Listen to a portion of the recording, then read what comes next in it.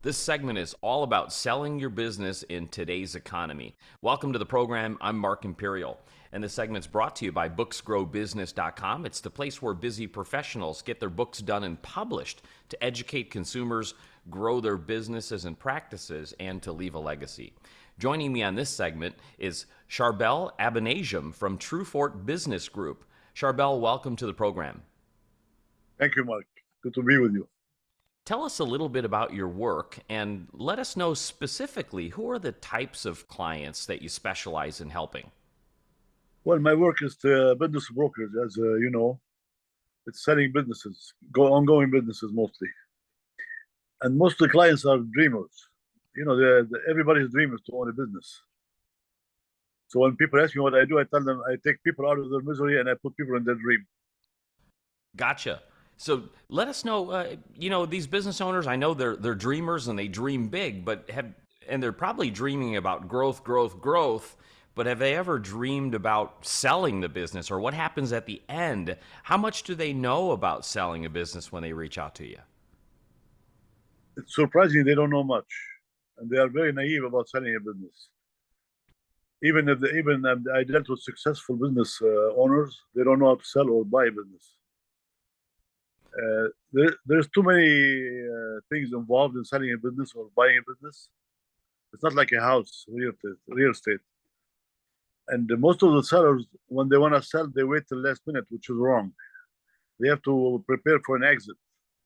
Oh, tell us a little bit about that. When is the right time to start? How much lead time should they give themselves when they start thinking about selling, and what do they need to prepare? To get what they want to get, they have to prepare for like 2 years. You know, they have to show all the financials, good financials, clean financials.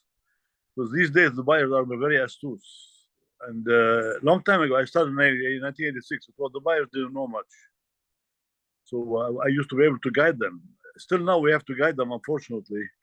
But they go online now and they ask, they Google how to buy a business, and they got things like they are buying like an SEC company, which is wrong.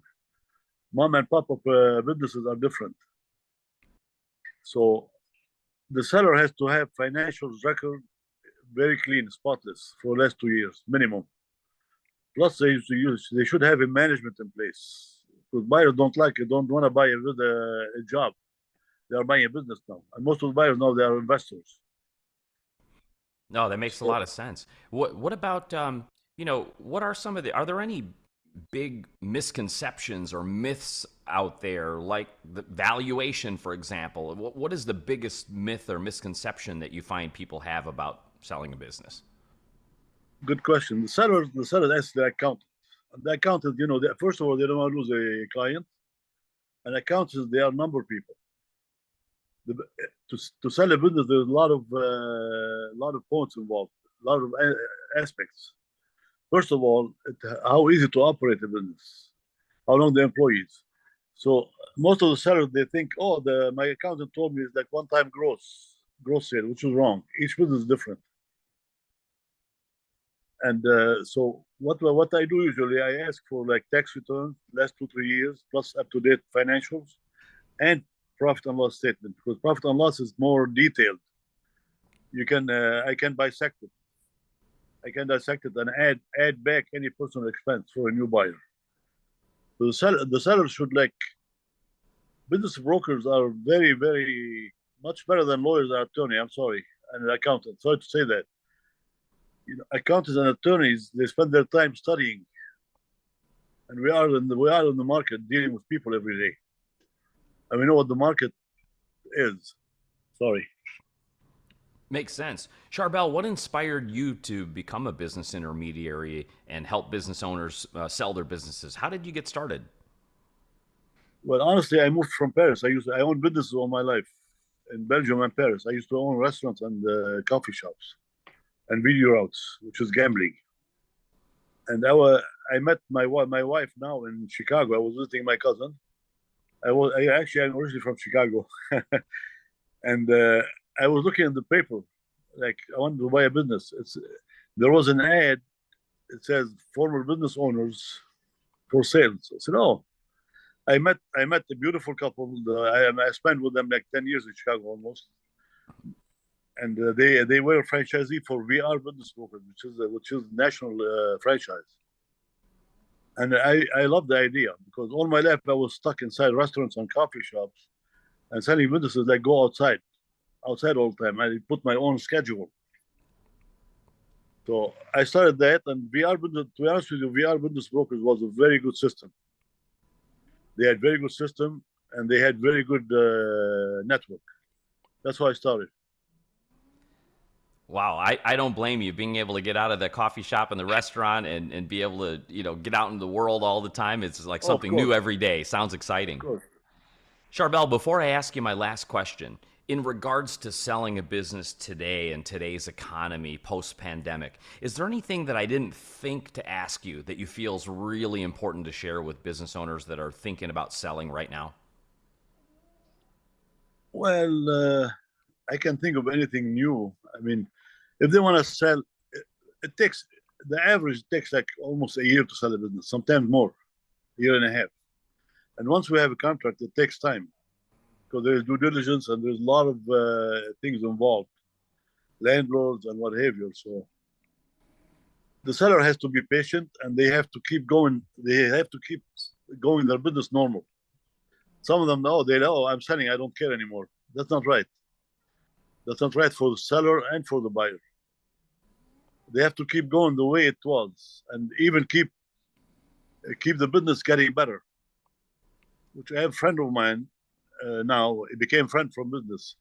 He is the best seller ever dealt with and buyer. Excuse me. Read between the lines, and if he's selling a business, he makes it better for the buyer. He keep improving it, and I never had problems selling his business. Never ever. That's how the seller should do, and the buyer should be like they shouldn't count on accounting and lawyers too much. They should see themselves in the business. Actually, one of the sales was the sales pitch was what I learned from the business brokers. When you take a buyer to show them a business, put them behind the counter, let them see themselves, let them see if they can deal with it. And when they are behind the counter, they think they own the business already.